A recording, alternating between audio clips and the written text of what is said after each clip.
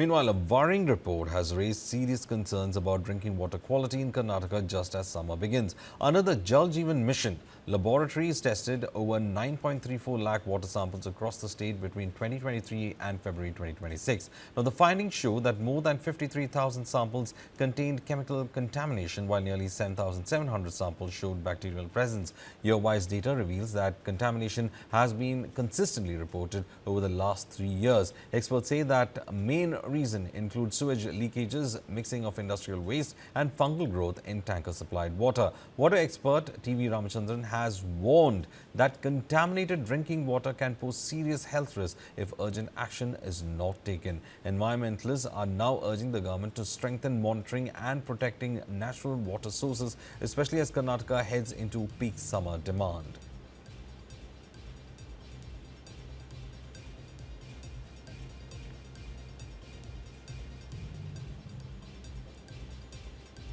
In a shocking report that has come out from Karnataka, there's been a worrying trend with regard to water quality. Under the Jal Jeevan Mission, laboratories tested over 9.34 lakh water samples across the state between 2023 and February 2026. The findings show that more than 53,000 samples contained chemical contamination, while nearly 7,700 samples showed bacterial presence. Now, year-wise data reveals that contamination has been consistently reported over the last 3 years. Experts say that the main reasons include sewage leakages, mixing of industrial waste and fungal growth in tanker-supplied water.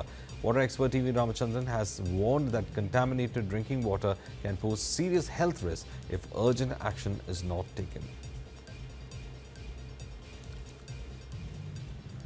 Environmentalists are now urging the government to strengthen monitoring and protect natural water sources, especially as Karnataka heads into peak summer demand.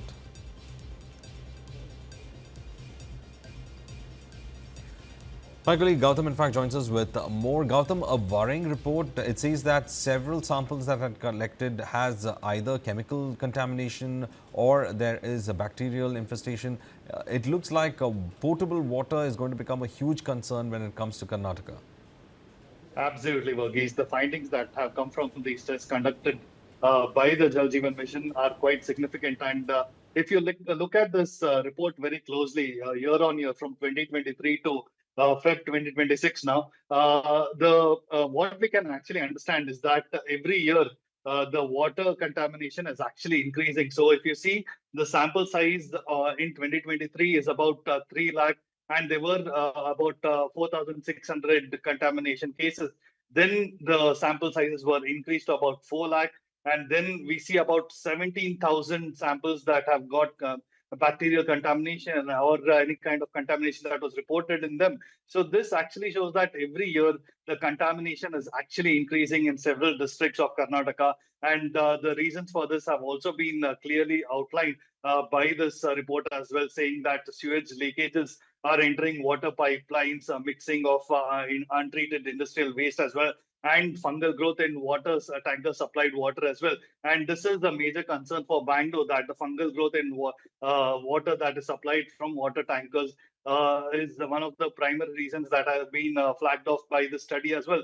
Now, what the government needs to do is basically ensure that they really need to tighten up the monitoring systems and protect the natural water resources. And because what we're going to see if this continues is that besides bacterial contamination as well, the chemicals that have been mentioned in the reports, fluoride, nitrates, heavy metals, and all of these things could result in serious health issues, be it kidney issues or gastrointestinal infections as well. And exposure to long-term toxicity is going to cause a lot of health problems from rural to the city areas as well. So this is a major concern from Karnataka, and the government of Karnataka needs to take up this report very seriously and start taking preventive measures at the earliest, Varghese.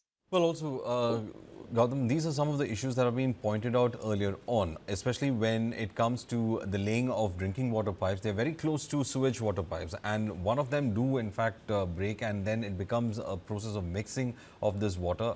And there's been several such cases that have been reported. However, still, it seems that the same policy is in fact applied where sewage pipes and top of it you have the drinking water pipes in fact going both parallel to each other, and it's always a danger for contamination. They have never tried to in fact have a sewage line differently from the drinking water line at all.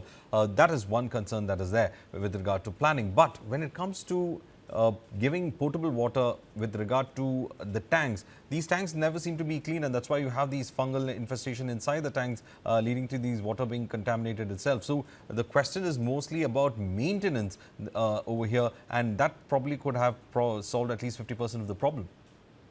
Absolutely, Verghese. That's the right way to look at it, because it's all about the layout, and you need to have preventive measures, and you need to keep revising your policies with every year, and that will ensure that a lot of these problems are resolved. And with regard to the tankers itself, now the fact that we are seeing fungal growth in tankers, or the water that is supplied in tankers basically means one thing, that these tankers are not cleaned regularly. And who regulates these water tankers? Are they really being tested? And is the chlorination within the water tankers being monitored? Now, we know that there is a shadow water market in Bangalore, and it is growing very fast, and there is this mafia, and they do not care about cleanliness or maintaining the water levels to ensure that there is no contamination. They are only concerned about making money out of the water shortage that we're seeing in the city. So it is up to the state government and the local body governance as well to ensure that the water is not contaminated, because at the end of the day, the citizens will end up paying a very high price here. And even though the households here at least can use these water filters, but what about the rural families? They at best can only boil the water, but that does not ensure these bacteria that were being found in the water is going to be killed as well. So, really serious issue for the Karnataka government here, Verghese.